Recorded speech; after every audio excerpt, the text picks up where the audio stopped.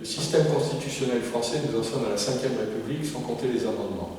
Aujourd'hui, l'élection des députés, c'est un fait régional. Mais à partir du moment où il y aura une proportionnelle, les députés ne seront plus attachés à une circonscription. Il ne faut pas se tromper d'échelon. Les députés sont là pour voter les lois en fonction du bénéfice de tout le peuple. Ce que peut apporter leur attachement à une circonscription, c'est la connaissance de problèmes locaux. Je reprends le cas de Malvesie. Sur le problème du nucléaire à la Fessenheim, tout le monde est clair.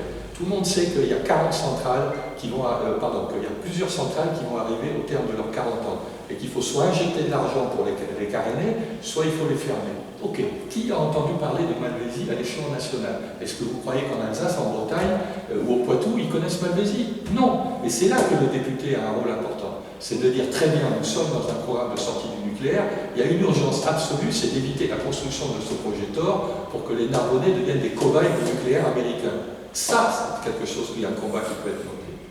Donc ça, c'est une idée forte de votre programme, c'est une idée forte. Que le TOR soit mis en place à la visite. Pour moi, si, en tant qu'élu, c'est la première chose que je veux défendre. Bien entendu, je m'intéresserai à tout le reste, mais c'est vraiment la première chose qu'il faut défendre absolument. Il faut absolument un moratoire, et il faut que l'on entende l'association Rudrésus, et il faut qu'on inspecte sur place la situation, il faut qu'on fasse intervenir la CRIRAL, il faut que l'on vérifie les données d'Areva qui, soi-disant, sont publiques, mais en fait ne le sont pas toutes. Certaines mesures sont publiques, d'autres ne le sont pas. Il faut une expertise indépendante, et il faut prendre une décision.